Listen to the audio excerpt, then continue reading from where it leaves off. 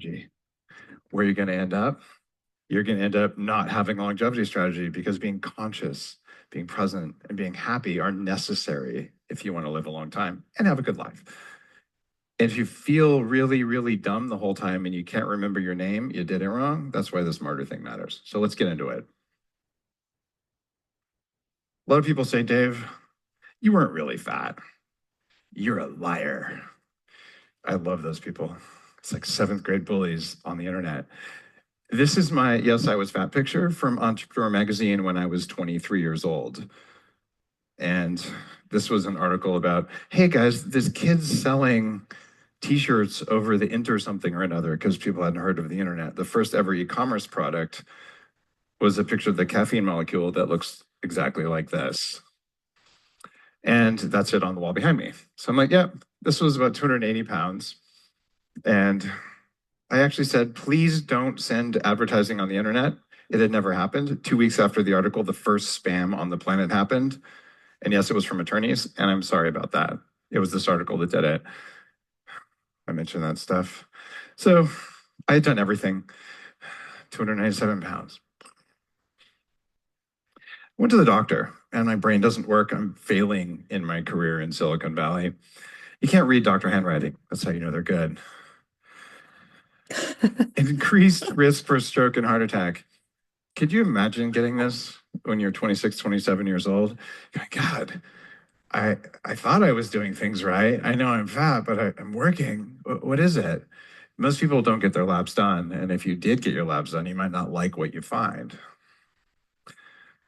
I'm going to Wharton Business School. I'm 30 years old and I'm failing out of my classes. So I went to a psychiatrist and I said, something's wrong with my brain. And he looked at me and he said, tech bro wants Adderall. So a lot of people take that stuff. I actually didn't want Adderall. I wanted another smart drug called modafinil. But he agreed to do a brain scan, rolled his eyes and sent me away. And I came back 2 weeks later with the results of my brain scan that said this: interesting referral. Do you want to be an interesting referral when you're under 30 from a psychiatrist? I don't think so. But I'll never forget, he looked at me and he said, inside your brain is total chaos. I don't know how you're standing here in front of me today. You have the best camouflage I've ever seen. And if you look around in this room, there are more than a few people who have the same camouflage. You're tired all the time. You can't remember stuff. So you sound like a former president of the US.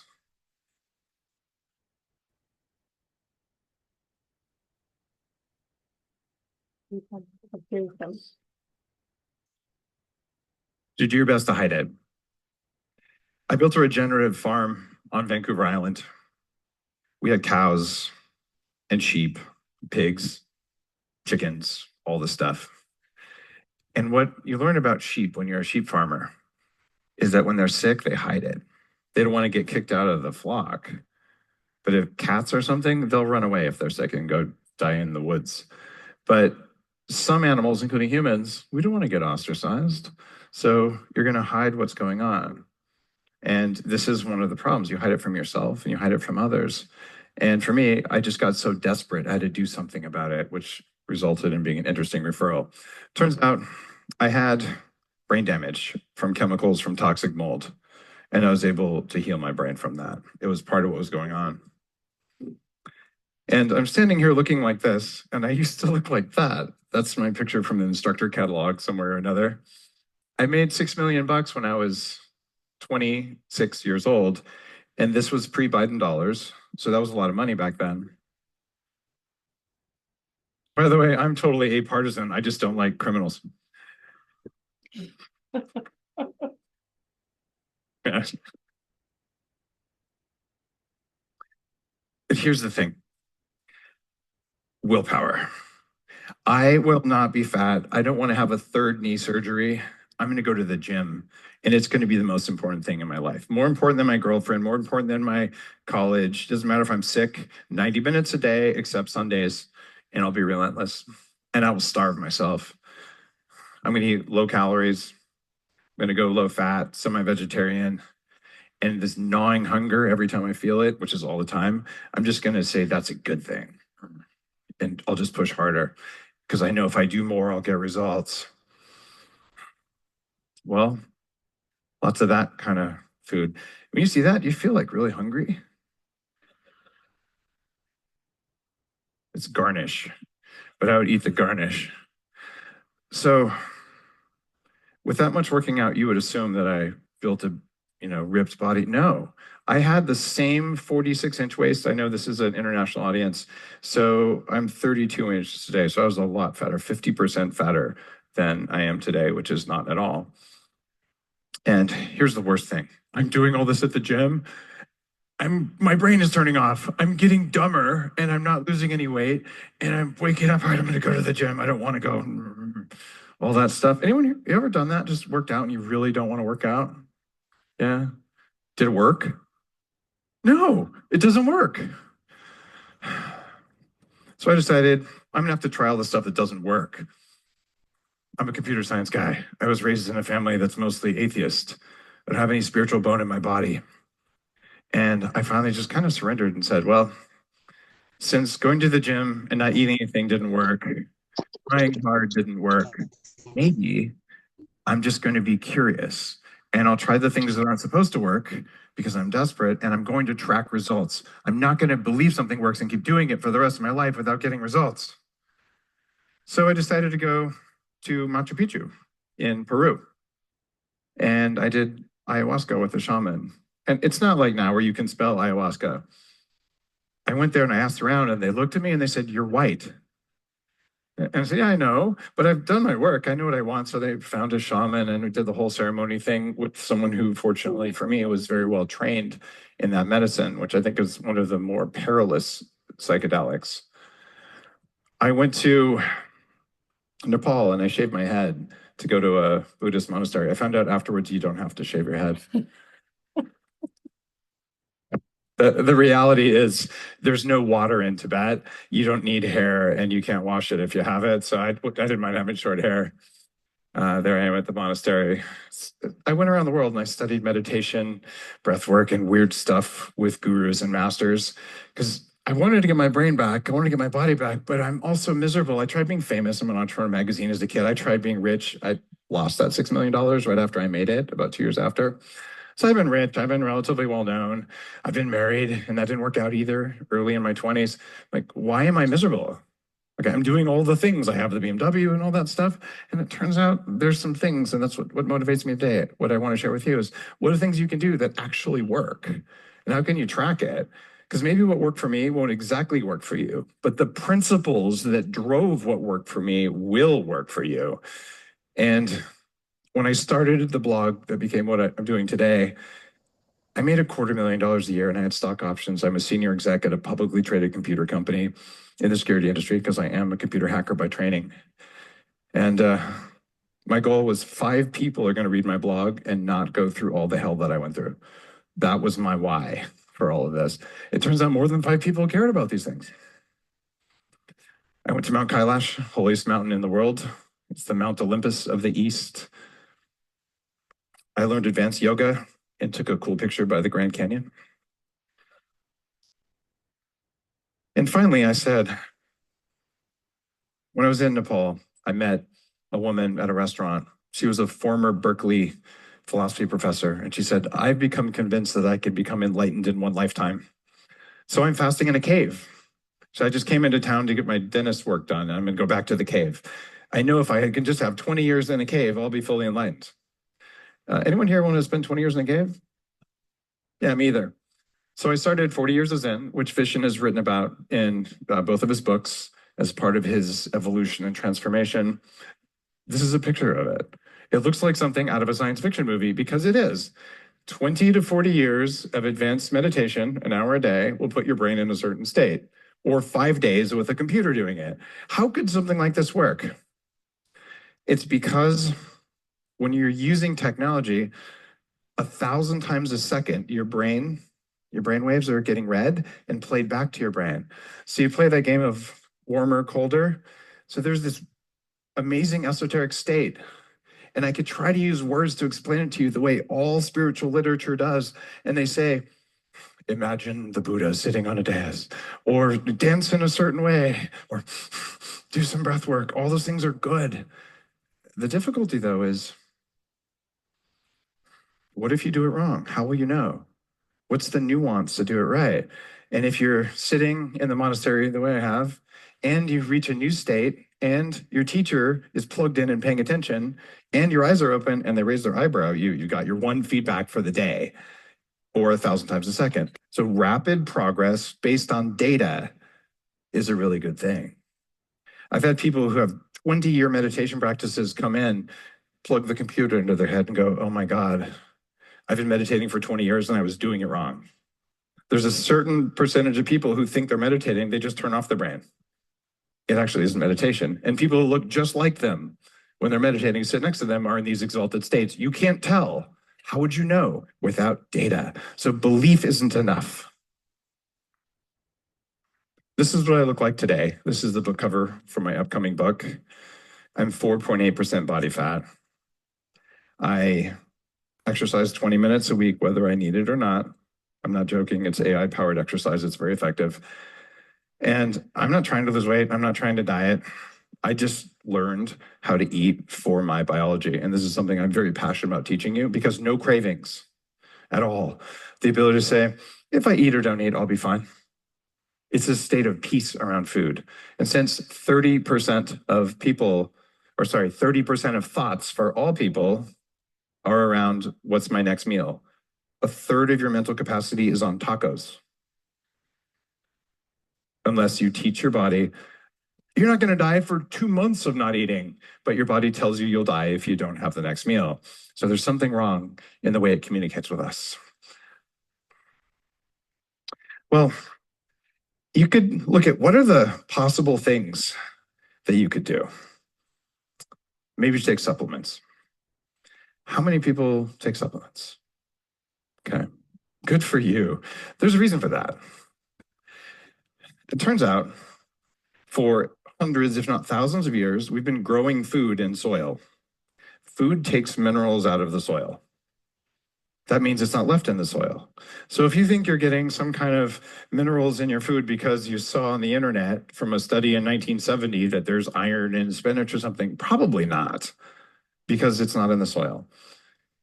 And then there's a class of people who say, I get all of my nutrients from Mother Nature, right? You know some people like that?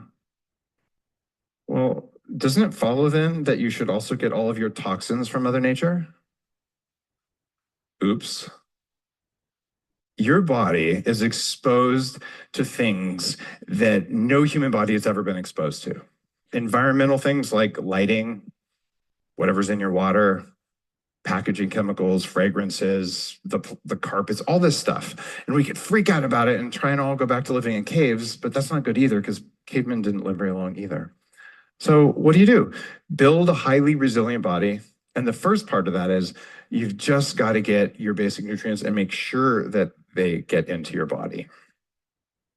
The reason for that is this little guy, your mitochondria. Mitochondria were a little known part of cellular biology, but because my energy was so bad in my 20s, I became obsessed with these things that I know make my energy. And every time I could make my mitochondria work better, I had more willpower. My brain turned back on. I felt better. And the whole biohacking movement is around how do I make these work better? And here's what mitochondria really do. They're sensors of the environment around you, everything in the environment, vibration, temperature, food availability, your community, all that stuff. And then they make a decision on what to do long before your brain gets any signal. And the decision is basically, do I make electricity? Do I make heat? Do I make inflammatory signals because I'm freaking out and there's danger? Or do I make protein that the body needs? So you don't get to make that decision. Your body makes it, and your brain gets the signal a third of a second later. These guys, these mitochondria, trillions of them floating around your body, they need minerals in order to function at a basic level, which means if you're eating food that you think is healthy, that isn't, or food that you think has minerals that doesn't. You can lift as heavy as you want to lift, and your body cannot respond to become stronger because it didn't have the raw materials. So the least sexy longevity molecules on the planet are multi-mineral supplements, but they're kind of important, and I'll walk you through how that works. The other thing that happens, where do mitochondria have the most density? These would be the most important parts of the body. The average cell has a few hundred of these sensors, of these power generators, little computers, except the neurons in your brain, 15,000. And in your heart, 15,000. And most textbooks will tell you those are the most dense areas, but they're missing something really important about the most important parts. In men, it's true. This is our highest level of density. Women have 100,000 mitochondria per cell in their ovaries because that is a really energy dense part of the world. And what is it that mitochondria do? Oh, they're environmental sensors that decide what to do. You ever heard of female intuition? I think there's a mitochondrial explanation for that. Just saying, men and women are both intuitive, but mitochondria power these things. They power your heart, which powers your willpower. And if you don't have adequate circulation to bring water, to bring those minerals, to bring oxygen in, your brain won't work, nothing else works. And all of that is powered by 30 pounds of air and some food that you eat. So these are pretty important variables. And some of the minerals that you need, can anyone pronounce that? Molybdenum, I think. When I read the audiobook about this, I had to re-record myself saying that word like 20 times. Molybdenum, molybdenum. It's something that recycles glutathione. Glutathione is the primary antioxidant in your brain and your liver that protects you from alcohol and environmental toxins. If you are pregnant and you get morning sickness, it's probably a deficiency of this mineral. Most of us don't have enough of it. How would you ever know if you're getting it? Oh, I thought it was in my beans. Where were the beans grown? You just don't know. So these are low-cost supplements, and you need broad-spectrum minerals before you do anything else. Vanadium. Sounds like something from Captain America. That's vibranium. It's a different thing, in case you're wondering. Vanadium helps you to not get diabetes, helps you control your blood sugar, but no one's even heard of these things, and they're critically important. So here's what I do. I'm not trying to get you to buy my stuff. In fact, I don't even think we should put it to buy. I take a multi-mineral supplement, and you can look this one up online and look at what the ingredients are if you want to. And you must pair your minerals with vitamin D, because vitamin D plus vitamin K plus vitamin A and specific forms of vitamin E, they tell the minerals where to go. And the darker your skin, the more important it is that you do this. And when you do this, you get calcium in your bones instead of in your arteries. And you need trace minerals, the stuff that you'll find in some of the blue zones. There's glacier water full of minerals coming down and giving mineral density to people so they live longer. Well, I put that stuff in my coffee, and it's called danger because who knows what you might do? Maybe something good. I also wrote a major nutrition book, this New York Times bestseller, the first major book on intermittent fasting that was out there. It's important that your body is comfortable without food in your stomach some of the time, but not all the time. You can overfast. It introduced this idea of go into ketosis, come out of ketosis. If you stay in ketosis for a long period of time, you'll be unhealthy. If you eat carbs every day forever, you'll be unhealthy. Your body needs cyclical variability. Introduced ideas like MCT oil, collagen, clean coffee. So one of the things that's my job is to figure out the future and what you can do now that makes sense and is easy to do, that gives you way more energy than you put into it. And these are innovations that have worked. And I wrote about some toxins that I want you to understand today are holding you back. One of them is called lectins. And you might have heard of the plant paradox, where we go deep on that. Lectins are inflammatory molecules. In fact, we measure your blood type by seeing what lectins, these are plant toxins, cause your blood to clot. Different people have different sensitivities. But if you're constantly having symptoms, you might have my genetics, which means the nightshade family. That includes my favorite food, chili. Unfortunately, potatoes too. I get arthritis. The reason I had 3 knee surgeries is I didn't know how to eat. Not everyone has that. Potatoes might be okay for you. There's phytates, grains, beans, nuts. Phytates absorb minerals in your diet so your bones and your mitochondria can't get them. And it drives me nuts because I was a devout raw vegan when I was trying to lose weight for a period of time. And I got really sick. I cracked 3 teeth. They just shattered when I was eating because I had no minerals in my body because the plants I was eating were sucking minerals out of my body and I thought they were putting them in. I was wrong. In my sheep and my chickens, if I fed them regular stuff, you have to give them extra enzymes to break it down, and they can do that. Humans cannot break these things down, which is why if you eat grains, you got to prepare them with a pressure cooker or fermentation the way we used to, the way no commercial food is these days. And worst of all is oxalates. Have you heard of oxalates even? It turns out until about 1960, there were hundreds and hundreds of papers in nutritional journals about how important this was. Your body can handle 200 milligrams a day of this really nasty plant toxin. A spinach, kale, beet, raspberry, almond smoothie can have 1 to 1.5 grams, 5 to 8 times more than your body can handle. And there are case reports of people dying after a 10-day green smoothie cleanse because 70% of kidney stones are caused by plants and nuts and whole grains and other healthy foods.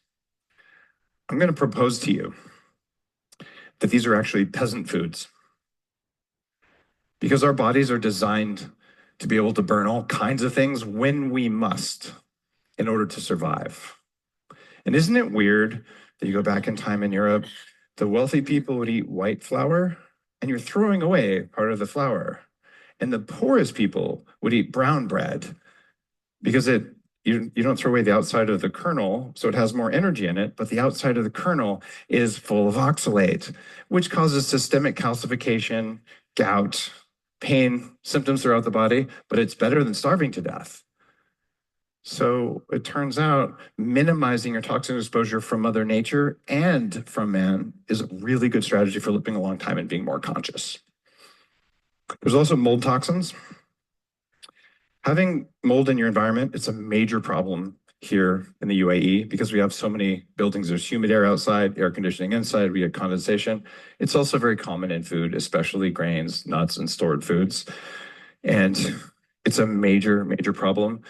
If you have nosebleeds or your kids do, behavioral problems, asthma, waking up with nightmares, chronic sinus infections, these are all signs of toxic mold. It is a major issue on the planet right now. And there's also histamine. Histamine, all right, what happened to my slide up there? They just stopped syncing. There we go. Let's go back one. Histamine. We've all heard of histamine as causing allergies. Well, histamine comes in food. Leftovers, especially leftover protein or fermented protein like soy sauce. If you eat that and your nose runs or you cough or you get really sleepy or even get hives, your body isn't processing histamine very well. And sometimes this is a major cause of blood sugar swings after you eat. You might be sensitive, you might not be, but knowing what high histamine foods are matters. All of those are in the book, but I want to teach you some major swaps you can make right now to get rid of this. They charge like $20 for one of these. There's very few calories. There's a lot of toxins, and the minerals that are in there are bound up by oxalates, so you don't even get the minerals. It's like the worst deal ever, and it tastes like death. Spinach is one of the highest oxalate foods you could eat. So what do? It's easy. Swap it out for arugula. Arugula is delicious too, if you like green stuff, and I do. I eat a lot of arugula. Easy swap, far fewer toxins. Kale. Kale is gross. Okay, just want to say that. You could swap it out for something a little bit more edible, like romaine. Have a salad if you want to have a salad, but don't put kale in it. Honestly, when I was raising pigs on the farm, they'll eat almost anything, but the kale is the last thing they'll eat. They'll push it to the side, and when there's nothing else, they kind of give you a mean little snout, and then they eat the kale if they're really hungry. Almonds. Super high in oxalate. I'm sorry. I have recipes with almonds. I wrote about oxalates in the Bulletproof Diet, but I wasn't strict enough. So what do you do instead? It's not that bad. Macadamias are pretty good too. We can do this. Yes, they're more expensive. They're worth it, both from a fatty acid and from a low toxin level. Raspberries. I have a friend. She's like, I've had interstitial cystitis for 20 years. And I said, maybe you should step away from those freaking raspberries. And she goes, no. She tried it. 3 days later, she goes, oh my God, I think I'm cured. I ate 2 big things of raspberries every day when I was 30 and trying to be healthy. I had to go to a urologist because I was peeing 20 times a day because microscopic razor sharp calcium crystals were forming in my urethra. You ever have a camera stuck in there as a guy? That is an exit only place. That was one of the most traumatic things that's ever happened to me because of raspberries. You don't eat one or two? Fine. You want to eat a big bowl of them in raspberry juice?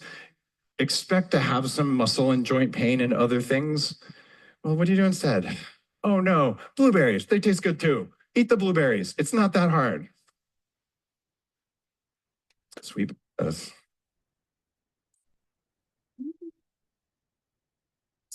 Guys, I recommended sweet potatoes over white potatoes, and I still stand by that. Problem is, both of them are high in oxalates. So you don't have a little sweet potato, go for it. You want to do what I used to do, which is eat like 2 of them a day because they're delicious. What can you do? There is a solution. It's butternut squash. Now, if you're like, what? I don't need butternut squash. You can cook French fries out of it. Just cook them in something that's a healthy oil. It's very, very similar, and it doesn't have the toxins in it. Beets. Sorry if you're into borscht. Borscht is not what the rulers ate. That's what their field workers ate for a reason, because it's better than starving. So what should you eat instead of beets? You should fast instead of eating beets. But you can eat some radishes if you want to.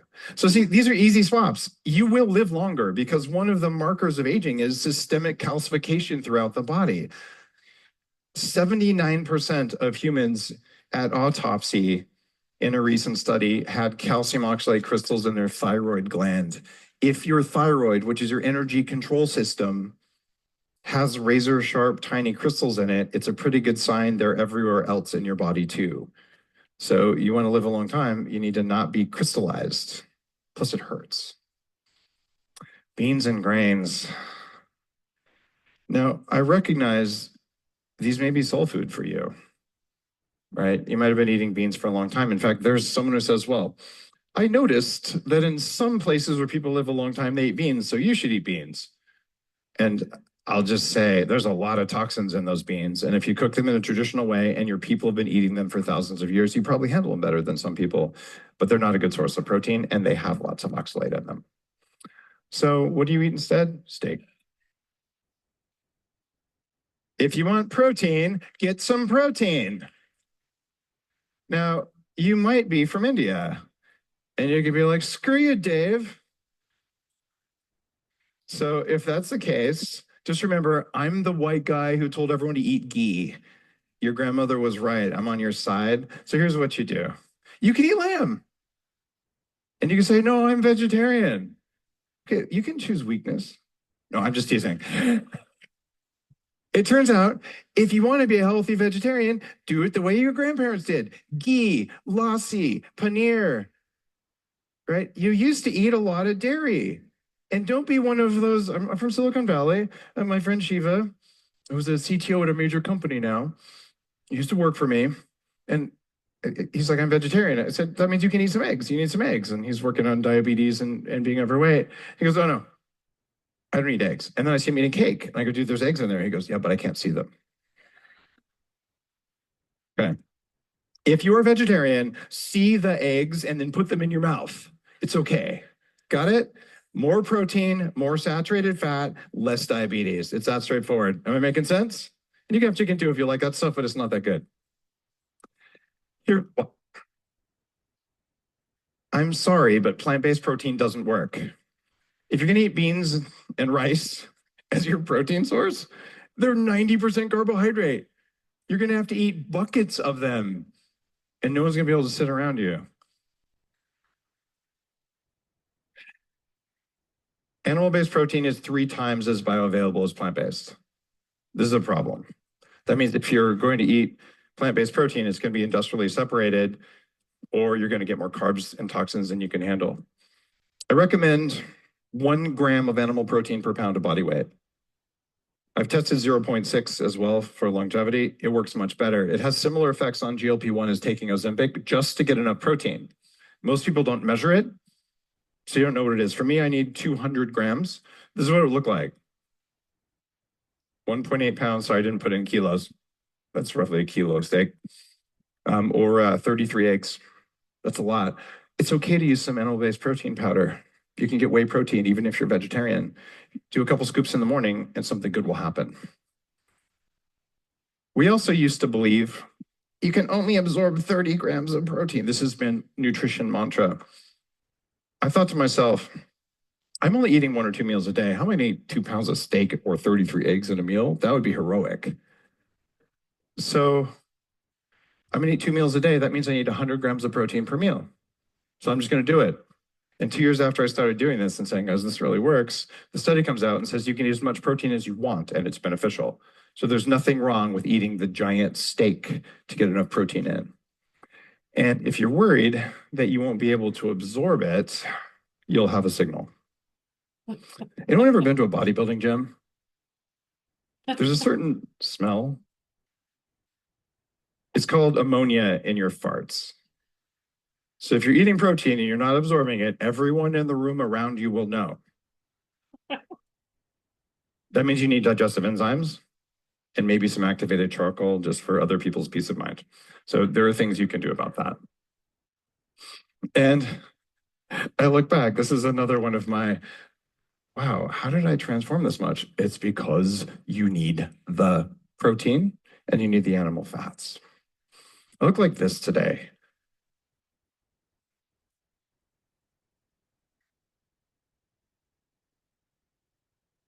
And the story in your mind, he must work out all the time. It is 20 minutes a day. Sorry, 20 minutes a week, not per day. Gross per day. Ew. I'm going to show you the trick of exercise. A typical workout on a cardio machine looks like this. You tell your body's kind of dumb. It's like, oh, there must be a tiger because I'm starting to go faster.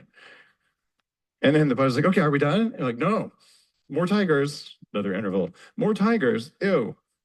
So it's not very effective. You spend a lot of time and you're stressing your body out. In fact, it looks like this, watch. Yeah. You want to be doing this, right? All of exercise throughout history has been run away from tigers, but now we can do it while sitting on a machine.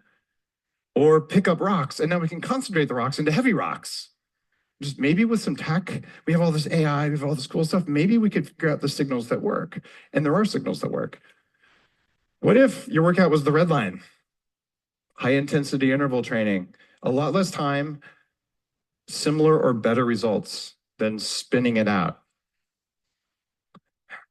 Problem is, you ever do a high intensity interval, go for some sprints, you fall on your back, but at least you got it done in less time and you can go back to your work and you got more results and less stress. Or you could use AI. What if your workout looked like this? A single spike. That's what your body listens to. It listens to how intense was the exercise? And this is what everybody misses.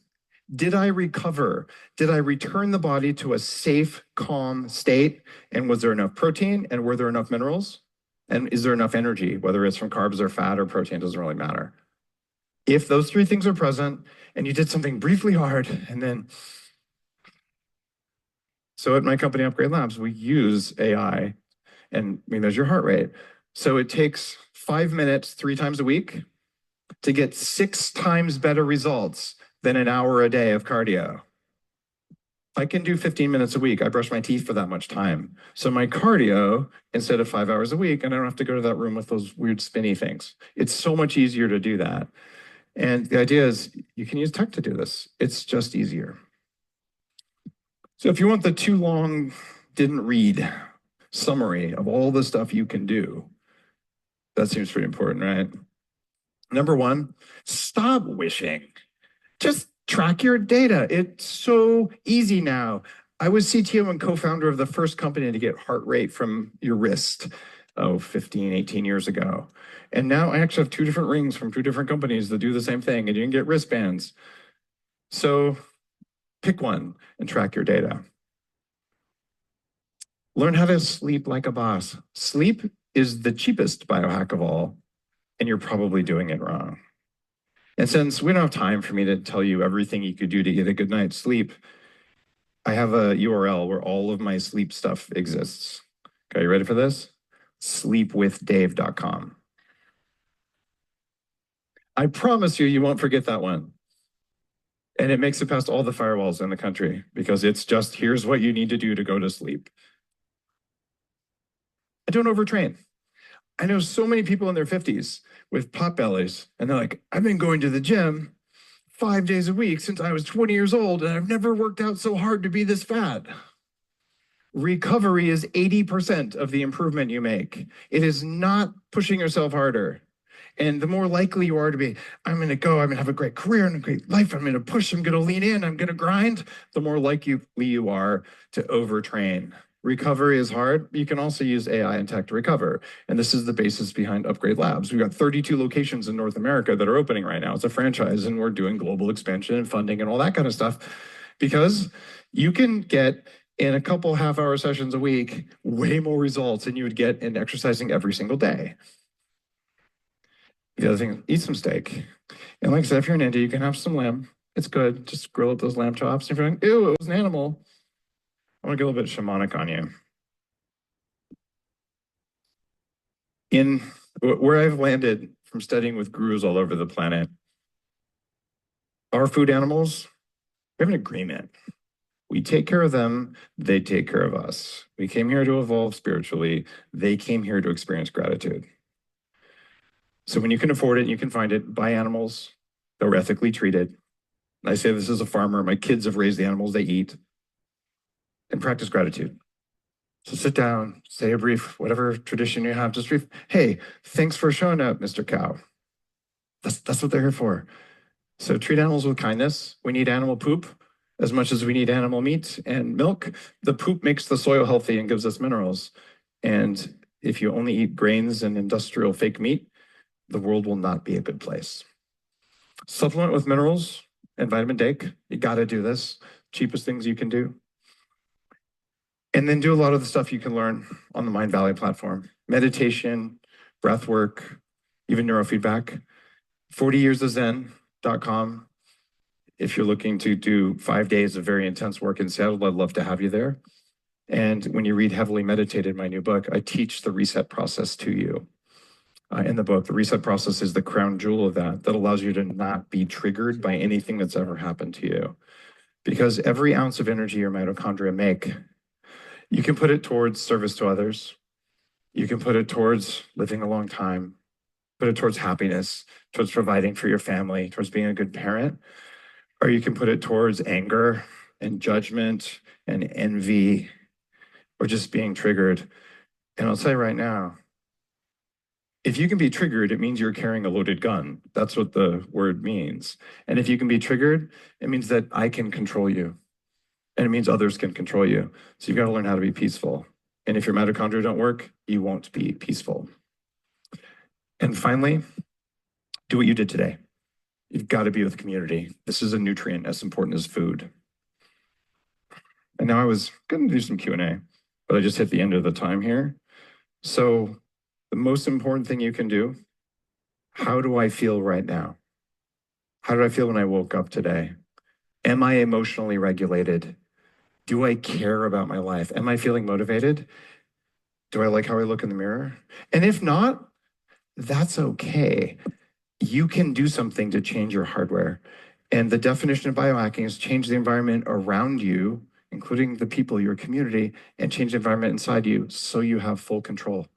And when you do that, you show up in the world in a way that's beautiful and is nourishing and is fun and it's joyful. And if you're pushing so hard for those things and you're not getting results, it's not you. It's that your hardware isn't working right. And you just got the masterclass on how to fix it. Thank you so much for your time and attention today. I'll see you around.